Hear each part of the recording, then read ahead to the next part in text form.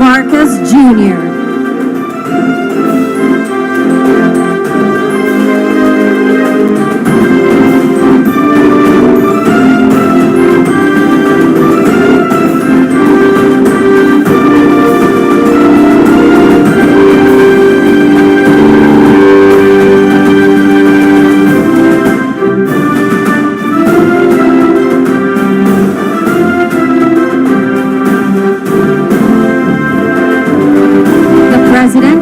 Proceeding to the Disaster Response Command Center. You may now be seated.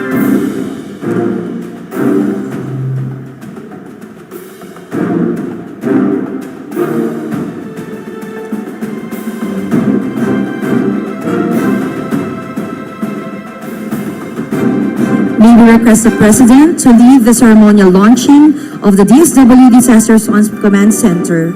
He shall be accompanied by Social Welfare and Development Secretary Rex Gatchalian. In a short while, we shall be requesting the President to kindly press the activation button to officially launch the Disaster Response Command Center. Ready, Mr. President? At the count of 3, 1, 2, 3.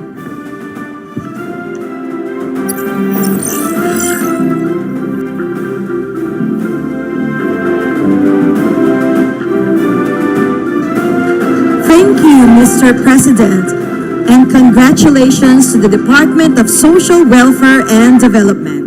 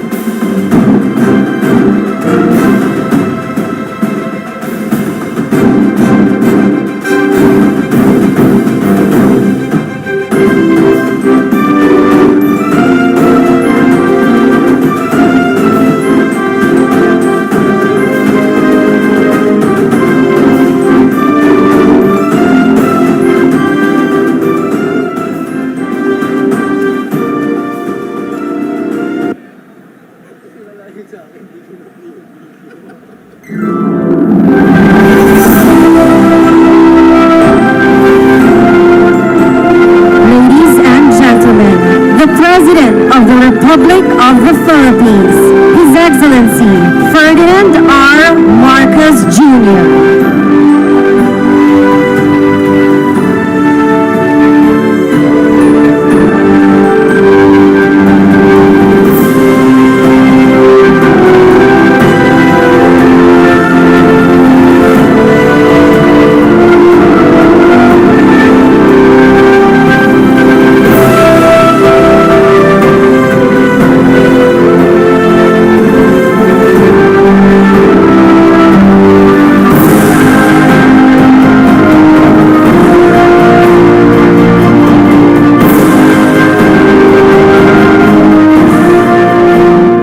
Gentlemen, the President of the Republic of the Philippines, His Excellency Ferdinand R. Marcos Jr. We may now be seated. Good morning. We are gathered here today for the 73rd anniversary of the Department of Social Welfare and Development. To formally begin our program, may we call on Social Welfare and Development Undersecretary for Innovations, Eduardo Punay, to deliver his welcome remarks.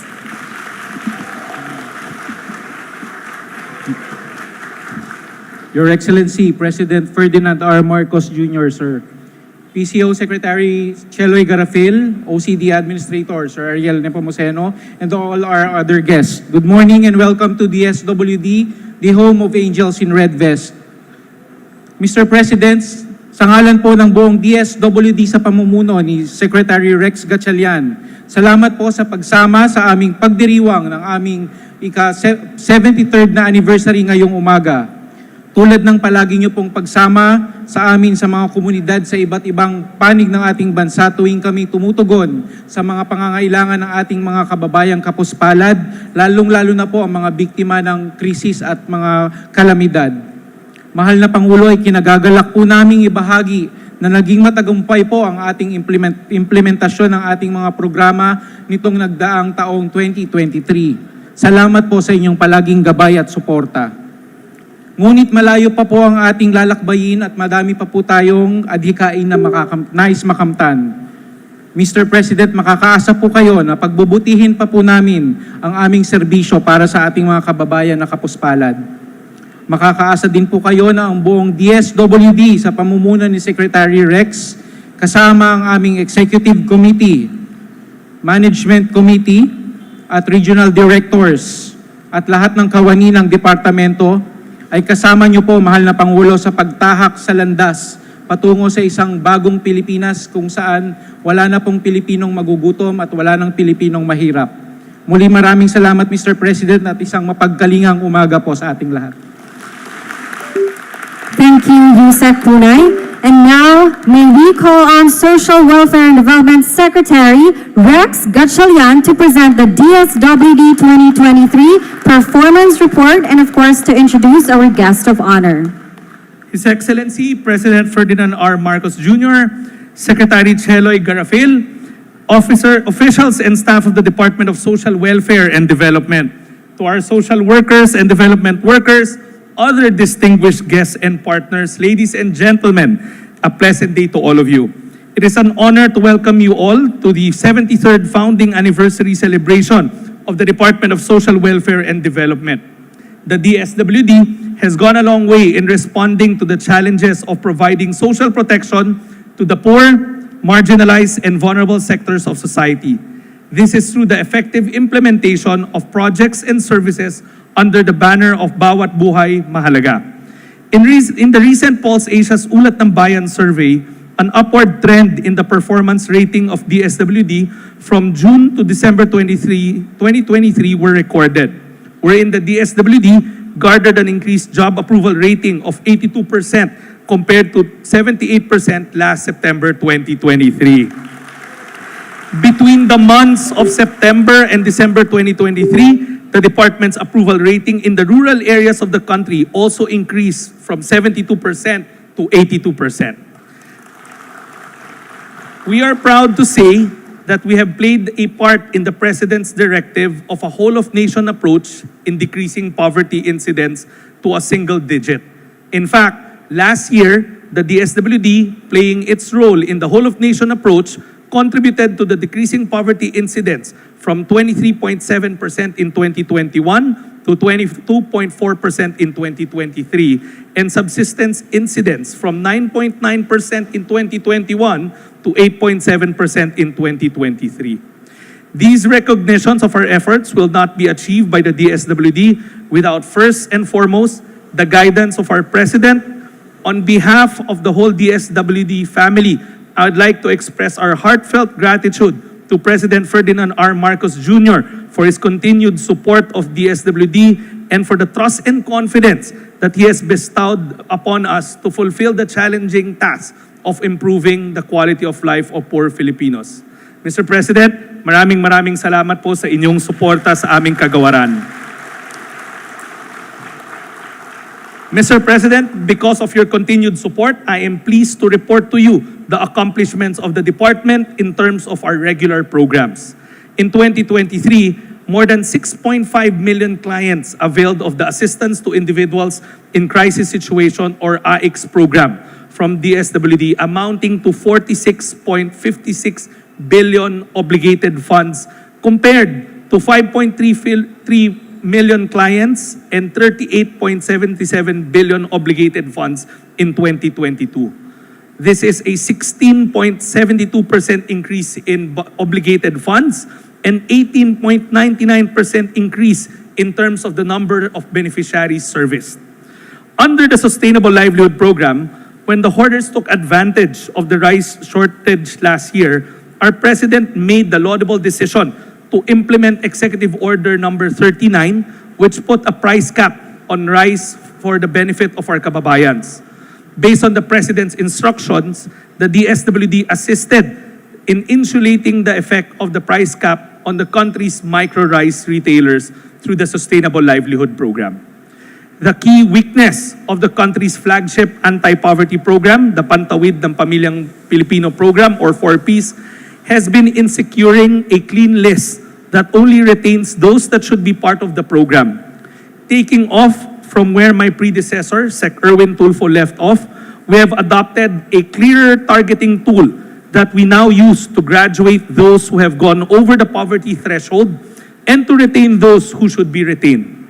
Using the Social Welfare and Development Indicators tool, we have managed to exit 674,452 household beneficiaries from the 4Ps program last year, thereby allowing us to accommodate more beneficiaries and provide social welfare to those who need it the most. But in 2023, we went beyond our comfort zone, what is traditional. We no longer just stayed with what people know of us, but based on your instruction, Mr. President, we cast the social protection net as wide as possible to reach those who really need it the most, the poorest of the poor. We have come up with innovative programs to further upgrade the department's social protection capabilities. We launched the Oplan Pag-abot. Oplan Pag-abot is a holistic program that operates on a rights-based approach for the poorest of the poor, the families and individuals in street situation. In keeping with the President's directive, this program is a collaboration with multiple sectors and agencies nationwide. We are very proud of this program because it does not merely window dress, but a truly sustainable program that takes care of social protection for the most vulnerable by providing them with the basic right, the right to identification through biometric scanning and a national ID, economic grants, and other appropriate psychosocial interventions when brought back to their provinces. In just 6 months' time, we have managed to reach out to 1,772 families and individuals in street situation in the NCR region, removing them from high vulnerabilities of living in the streets come year-end of 2023.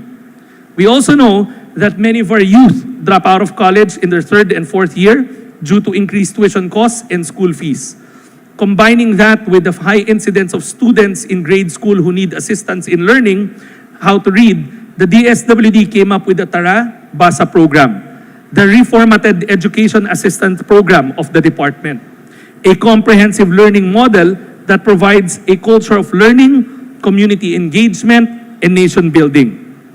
The Tara Basa program enables grade 1 students to learn how to read with the help of enlisted college students who are given education assistance in lieu of their services as tutors, while the parents or guardians learn how to become their children's first teachers at home in the nanay teacher sessions through the help of our youth development workers.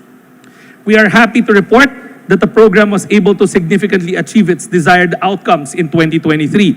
As such, there is an increase in the involvement of college students in nation building while completing tertiary education, with 80% or 5,487 out of the 6,829 trained tutors completing the 20-day tutorial sessions. There is a 5.5% increase in the number of grade schoolers who achieve reading proficiency at their appropriate grade level, from 13,933 to 14,700 as determined by the Comprehensive Rapid Literacy Assessment of the Department of Education. There are strengthened family support systems for our elementary students who are struggling to read or non-readers, with 92.6% of assessed parents or guardians improving as nanay teachers at home, while 95% assess themselves to be more supportive of their children who are struggling to read or are non-readers. This program is DSWD's contribution to the President's whole-of-nation approach in improving our standing in the Program for International Student Assessment, or PISA. Furthermore, we are honored to be tasked by the President to lead the implementation of the Walang Gutom 2027 Food Stamp Program, which was established by the President as a flagship program of the national government through Executive Order Number 44. Last year, we laid the groundworks for the pilot of the food stamp program in 5 regions nationwide, with the goal of ending involuntary hunger, malnutrition, and stunting. Qualified beneficiaries are not only provided with 3,000 peso food credits monthly in the form of electronic benefit transfer cards, but are also provided with education on nutrition and the basic food groups to foster behavioral change in the household that focuses on nutritious, delicious, affordable meals for the family. When we recently launched our pilot implementation, there were only 3,000 initial participants. After its pilot, we will increase to 300,000 families, scaling up all the way to 1 million food-poor Filipino families. In terms of disaster response, last year, the department sent out a record-breaking number of 2,156,208 family food packs in response to a series of major calamities that hit the country. Just 2 months into 2023, we experienced a protracted man-made calamity in terms of the oil spill in Oriental Mindoro, followed by the protracted eruption of Mount Mayon in Albay Province. However, while we were providing assistance to families and individuals affected by the oil spill from March to June, and from June to August for those affected by the eruption of Mount Mayon, the country was hit with a triad of weather disturbances, Egay, Falcon, and Habagat. Thereafter, towards the closing part of the year, there was a combination of a low-pressure area and shear line that hit Visayas in November, which happened simultaneously with 2 earthquakes in Caraga and the Davao region in December. Based on the instruction of the President, we have changed the paradigm of how we conduct our disaster response and relief operations. We put to heart the credo of maagap at mapagkalingang serbisyo. Our aim is to make our people, most especially the affected families and individuals, feel that the national government is maagap, always first on the site during every disaster and calamity, with sustained efforts to assist affected families and individuals. And mapagkalinga, the last to leave, providing not only the immediate needs of the community during disaster and calamities, but extending assistance to show extra love and extra care for the entire community to get it back on its feet. With the launching of the Disaster Response Command Center earlier this morning, we now have a centralized hub made to ensure efficient disaster response and relief operations. Currently, as it is, we coordinate in chat groups and through calls our disaster response and relief operations.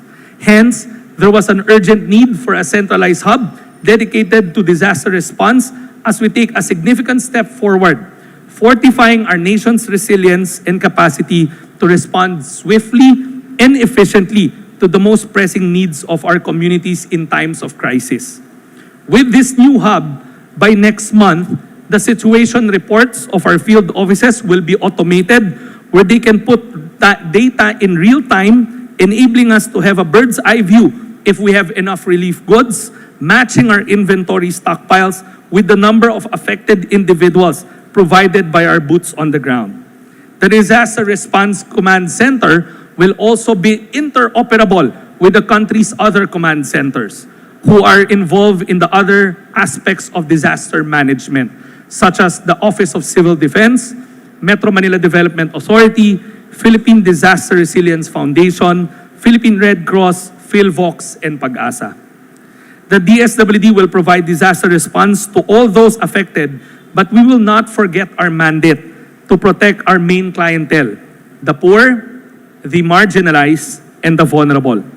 This operating system has been designed to reflect disaggregated data that doesn't just talk about faceless men and women alone, but the data is drilled down into sectors that these individuals belong to. Sectors that the DSWD is mandated to protect: children, pregnant and nursing women, seniors, and people with disabilities, so that we can customize and tailor-fit our response to those that have special needs. In behalf of the whole DSWD family, let me take this opportunity to express my gratitude to all our partners from various local government units, national government agencies, non-governmental organizations, civil society organizations, foreign institutions, and the private sector partners who have contributed to the realization of the disaster response program of the department and who have helped us in ensuring the seamless delivery of social protection programs and services to all Filipinos in need. To the whole DSWD family, I thank you all for your hard work and dedication.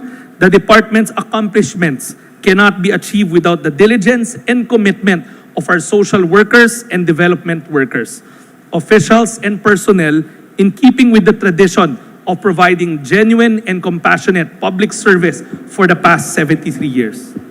Mr. President, as we go on our 74th anniversary, you can rest assured that the department will continue to strive to not only be the lead provider of social protection, but to make sure that our department is the incubator of innovations in social protection.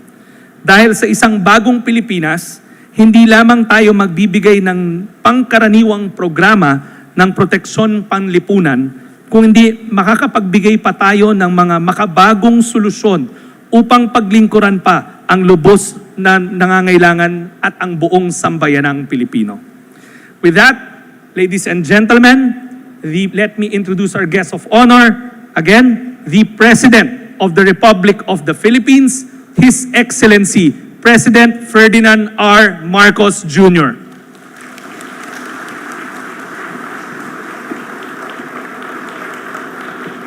Thank you to our DSWD Secretary, Rex Gatchalian, for your kind introduction. Please sit down. For your kind introduction and a quick congratulations on all of the achievements that you have enumerated in your report, end-of-year report, and I'm very happy to see that we have extended the purview of DSWD. Kung minsan ang iniisip lamang ay pang-disaster lamang. Ngunit napasok na ang DSWD sa mga feeding program, pati na sa education na meron kayong joint program kasama ng DepEd. Kaya I need to congratulate, of course, Secretary Rex, but lahat ng ating mga nagtatrabaho sa DSWD, lahat ng mga partner, lahat ng mga LGU na sumama. Ito ay napakagandang halimbawa na ipakita kung paano ang magiging yung tinatawag na synergy kapag yung iba't ibang ahensya ay nagkakasundo at alam nila ang gagawin nila upang tumulong sa taong bayan. I'd also like to greet the most traveled Undersecretary of DSWD. Kahit saan ako pumunta, nandun siya. Lagi ako nauunahan. At lagi siyang naiiwan. Pag alis ko, nandun pa rin, siya pa rin ang nandun naiiwan. That's why we know that the DSWD is working from the grassroots. Ang ating puting Undersecretary Ed Punay. Ang ating mga kasamahan sa pamahalaan, other distinguished guests that are here with us today, magandang tanghali po sa inyo lahat. I am very, very happy to be here once again in the DSWD where heroes walk and work. Heroes and angels walk and work. For that is how I view with great admiration the working men and women of your agency. To call this place just a central office is an underestimation of the critical work that you do and undervalues the great service that you have done for our people. More than that, here is the place, the headquarters of our war against poverty. It is the command center of the DSWD's disaster response, the mission control of our community development drive, and it may be the compassion central that dispenses help to the needy. But what DSWD offers goes beyond just easing the pain of victims of misfortune. It ends at the roots of the vulnerability of those most in need of our society.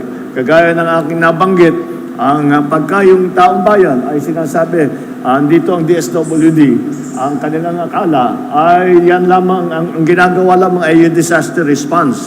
Dahil siyempre, pagka kayong nauuna, kayong nakikita doon sa disaster response. Kaya napakahalaga itong report na ibinigay sa atin ni Secretary Rex na ipalaman natin sa tao na may mga iba't ibang programa na sinasakop nga ang edukasyon, sinasakop nga ang feeding program, at lahat ng mga iba't ibang mga programa na ginagawa ng DSWD. Because more than palliatives, the country's poor and deprived deserve permanent relief from conditions that chain them to misery. It is not enough that we come in when their time of need, when they have suffered a disaster, and once they have returned to relatively normal life, that we leave them.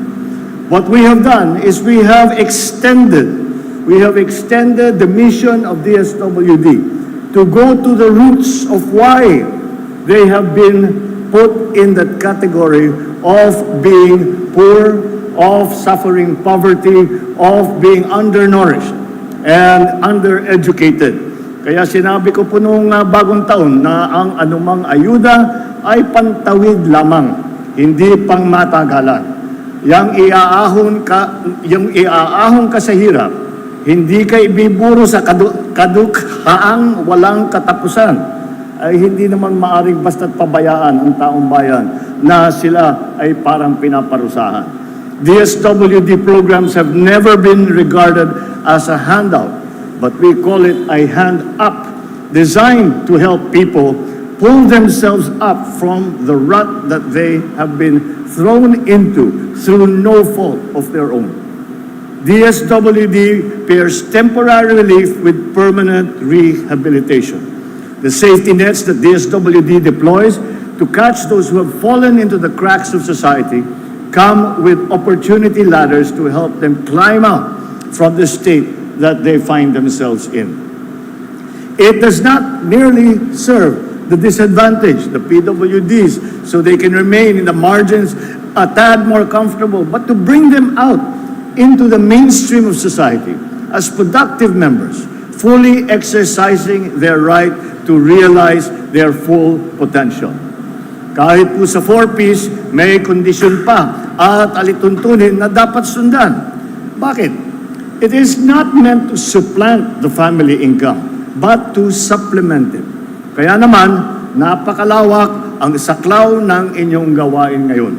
At nakakamangha ang walang pagod ninyong paggampan sa marami at mabigat ninyong mga tungkulin. Tulad na lang ng mga nagdaang pandemya, I cannot begin to imagine what greater pain COVID would have been able to wrought if DSWD had not gone into quarantine, locked down its operation, and shuttered its offices. But that was not what the DSWD's response was. You rose to the occasion. You rose to the challenge, as your predecessors have done over the past 125 years, when they disregarded personal safety to come to the aid of victims of war, of disaster, of pestilence, and of hunger. And as a result, never have so many been helped by so few. And the state of being outnumbered but never outfought is a proud DSWD tradition that we took from the military and continues until today with the efforts of the DSWD. Halimbawa, one DSWD worker serves about 1,000 clients. This is one agency that has too much on its plate with too few plantilla positions. Although you already, the Secretary informs me, on a nationwide basis, there are approximately already 37,000 DSWD employees. And it is absolutely necessary that we have that many. Parang sasabihin, baka masyado ng marami. Kulang pa nga yan. At dahil kapag tinamaan ng disaster ang isang lugar, yung regional office ninyo, yung local office ninyo, nagiging central office yan. Kaya kailangan kaya niyang gampanan ang mga katungkulan ng isang central office para matulungan yung area kung saan tinamaan ng disaster. But because as they say, no good deed goes unpunished by Congress, I must stress, because credit must be given where it is due. They have hiked your budget this year to 245 billion from last year's 196.5 billion. Kuripot man ang pagka-Ilocano ko, lalo na pagdating sa pera ng bayan. Yan naman ay kagalintan pagka nasa lugar na hindi ako tatanggihan. In my government, various spendings are veto-proof. Meron talaga tayong in-identify na hindi ninyo pwedeng galawin. Dahil nag-agree naman ang ating mga kongresista, ang ating mga senador, at na-identify natin na itong mga ito ay hindi maaring galawin. Dahil bawat sentimo na ibinawas dyan sa mga budget na yan ay mababawasan din ang may bibigay nating tulong sa taong bayan kapag sila ay nangangailangan. So as a result, in 4Ps and senior pension alone, just to mention two sectors, you will be running a payroll operation bigger than that of government in terms of payees. Kasi yung sa 4Ps, 106 na bilyong piso ang inaalang pondo para sa higit 4 na milyong pamilya. Idagdag pa rito ang 49.8 billion for social pensions of 4,085 million seniors. At pati yung insentibo para sa mga super seniors, mga centenarians, ika nga tulad ni Manong JP sa susunod na buwan ay si Secretary JP, ang birthday niya, Valentine's Day. At itong susunod na Valentine's Day, 100 years old na siya. Kaya't qualified na siya para sa mga benepisyo na ibinibigay ng DSWD.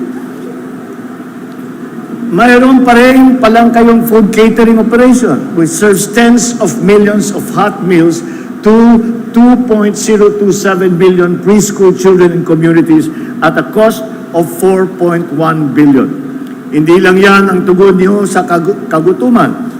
Pinarisan ang food stamps na nakakahalaga ng 3,000 piso bawat buwan para sa 50,000 na pamilya. Indeed, your activities cover from womb to tomb, from helping the homeless to sheltering victims of calamities, saving lives, and providing livelihood, helping the sick, keeping mothers and their children healthy. You operate orphanages for those in the dawn of life and homes for the aged, for those in the dusk of their lives. You are first responders to disasters and frontliners in community development. Pati kapakanan ng mga PWD ay nasa inyong mandato. Maliban na lang doon siguro sa isang klase na PWD, ang person without jowa.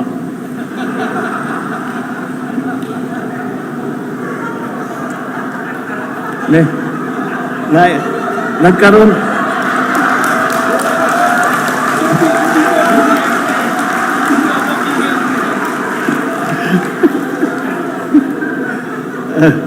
matagal ko nang tinatago yung joke na yun kasi but does a broken heart qualify as a disability? I have to ask the legal opinion first of the First Lady. Seriously, these people must have access ramps to government services. Huwag tayong bingi at bulag sa kanilang mga hinay. At dahil dumadami ang nangangailangan ng tulong at ayuda, lumalawak tuloy ang inyong mandato. Ngayong taon, dinagdagan pang muli ng Kongreso ang akap ng 27 bilyong piso upang lalong makinabang ang mga manggagawang maliliit na ang kinikita at higit na apektado ng mataas na presyo ng bilihin. Sumatotal, malaking bahagi ng populasyon ng mga nangangailangan sa ating bansa ay nadadaupan ng tulong ng DSWD. Help which helps them tide over, to help them get back on their feet and not consigning them to a life of dependency. Because aid that emancipates a human being is the kind of dignified giving that government should practice and that this government is practicing.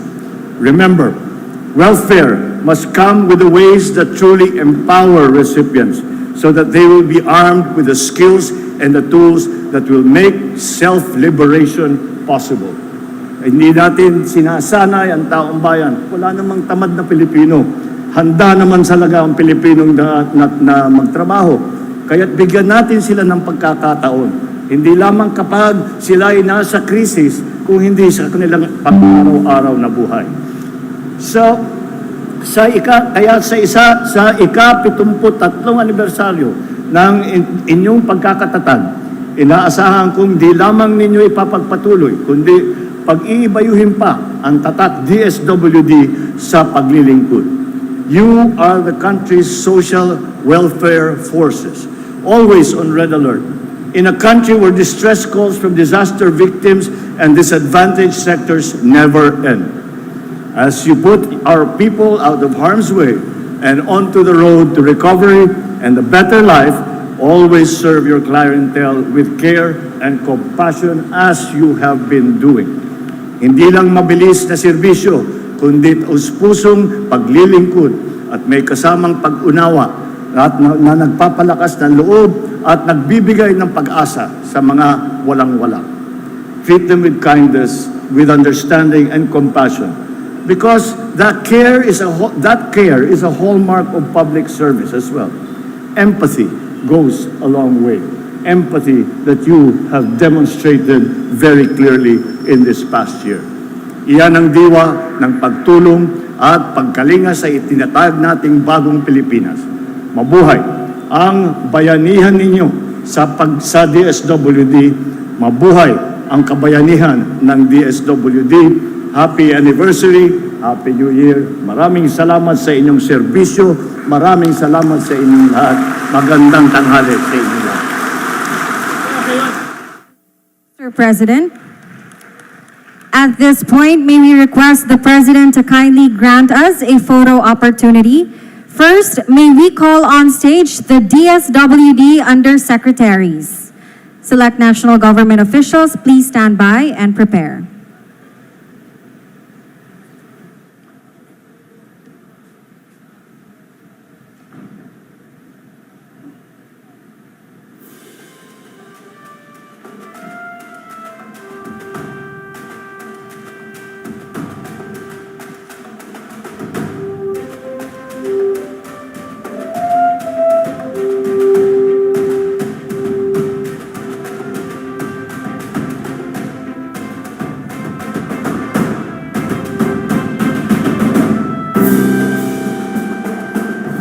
Thank you, DSWD Undersecretaries. Please exit to your right. Select national government officials, you may now proceed on stage. DSWD Regional Directors, please prepare.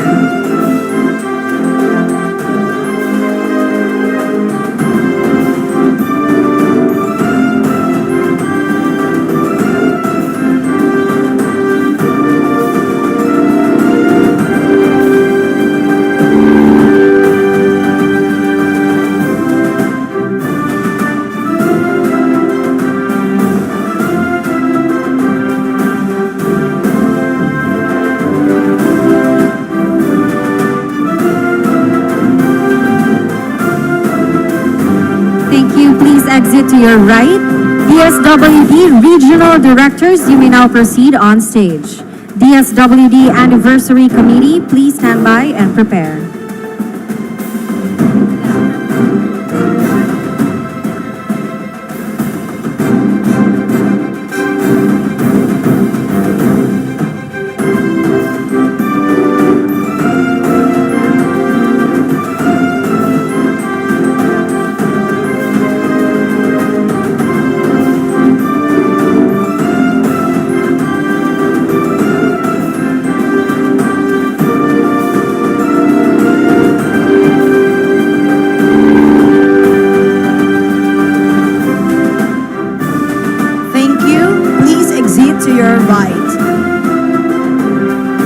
DSWD Anniversary Committee, please proceed on stage.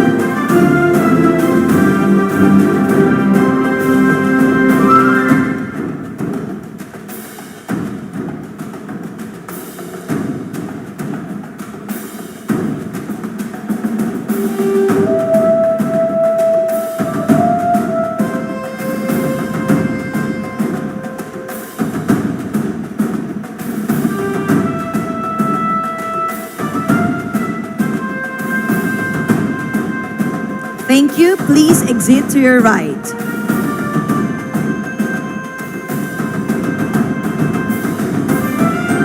At this juncture, may we request the President to kindly proceed downstage and grant us a group photo with all of our attendees.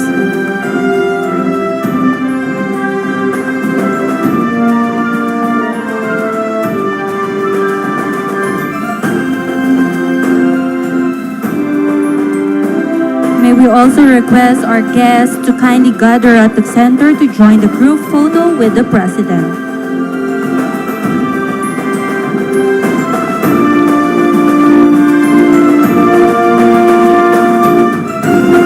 Ready?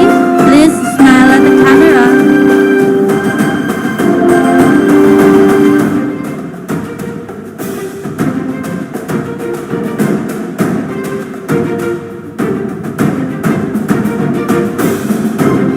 Thank you so much, Mr. President, for granting us a photo opportunity. And that concludes our program. Thank you.